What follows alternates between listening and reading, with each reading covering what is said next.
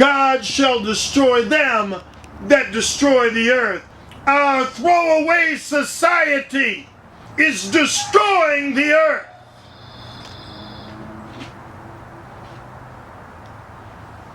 So here we have the bombs, Food Not Bombs group. They brought down porcelain plates for everybody to eat on, and then they would take them back and they would wash them at home. A lot of trouble. Sometimes doing the right thing will cost you something. Doing the right thing will put you at an inconvenience sometimes. But God said that it wasn't going to be easy. Jesus said, I didn't come to be served. I came to roll up my sleeve and to do some work. Jesus was out there every day ministering to the people, healing the people, teaching the people, seeing what he could do to make them, give them a better life. Sometimes Jesus said, he that cometh after me must deny himself, take up his cross, and follow me. It's going to cost us something if we want to do the right thing. Got to go out of our way. Here, last verse that we read, it says, Jesus talking to the Pharisees. He says, you strain at the gnat and you swallow the camel. You strain at the gnat and you swallow the camel. Priorities were all out of place. I thought about that today when I saw the police coming down here into Tent City, into a homeless camp. People don't have much. Don't have a house of their own. They don't have any place except a tent or maybe a shanty to lay their head. Here we have the police coming down, and for those that have the little bit left, little bit to hold on to, have an automobile left that they can call their own. Of course, in our society, you need an automobile. If you're going to be able to get a job that'll afford you the cost of living, you need an automobile in this area. Here they come into Tent City. The authorities, the police, the powers that be come into Tent City and tell the people, either move your car or we'll tow it. No good reason, no practicality, no common sense behind it, just the idea that might makes right. We got the power to make you do it, you do it. Even if it makes sense or not, you do it. And so I thought about that verse. They strain at the gnat to come down to Tent City and they pick on the homeless. They strain at the gnat. Then they ride around Lakewood all day in their police car. They ride in and out of developments all day in Lakewood. And they can't help but see the monstrosity of houses going up. What they used to call a big house 30 years ago is about 1/3 the size of one of these houses that they're putting up in Lakewood today. Just went down here to the new development across the street and down the road a ways between here and the baseball stadium. Went into the development with my son, started looking around, looked at these houses and their monstrosities, walked in the garage and looked down into the basement. Huge basement, covered the whole area of the house. 9-foot ceilings in the basement, 2 floors and a basement, a full basement.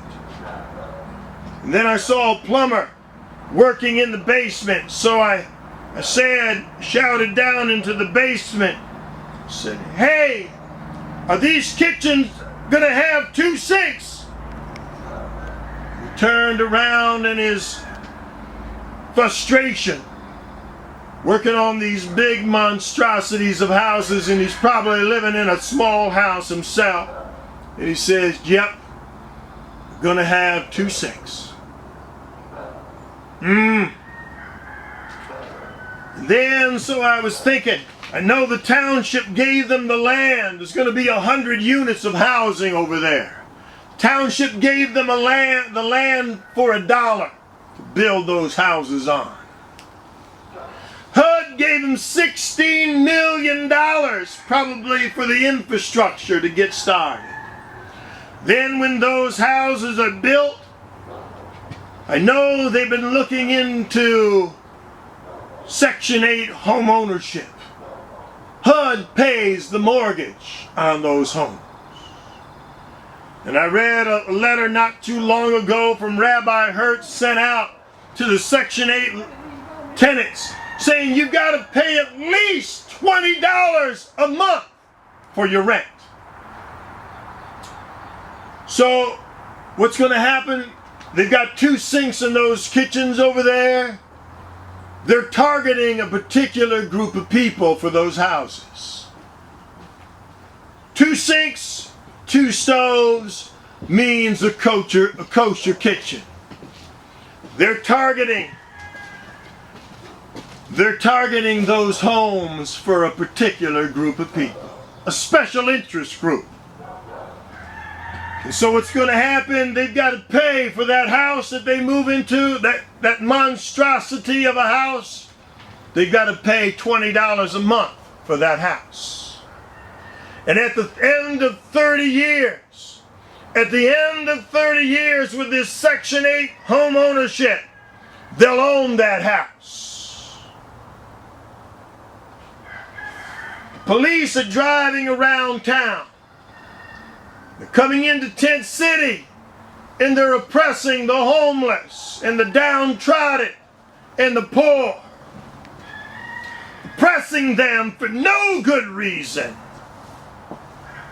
Then they drive down the street and they see the segregated housing. They see the disparity that's going on. They see the double standards. Do they raise their voice? Do they say a peep? No, they want to keep their job. So again, here we live in an unjust society. How long can we tolerate? How long can we be proud? Here we hear the police coming in right now on their 4-wheelers. Riding in right now. Even as we speak. Again, the injustices of our society. Our forefathers fought for equality, where there would be no class discrimination. But here it has sprung up again. The carnal hearts and minds of men are affecting our society. It's making a mockery of what our forefathers fought and strove to create. A better society, a city on a hill. Society that the world could look to and say, this is a better society. So you say, as they said to John the Baptist, and they said to Peter on the day of Pentecost, what do we do? What do we do? You preach the good message, preacher. What do we do? So again, that's where the rubber meets the road. What do we do? What did our forefathers do when they felt England was abusing them? They stood up and they cried aloud and they spared not. And they said, you change the government,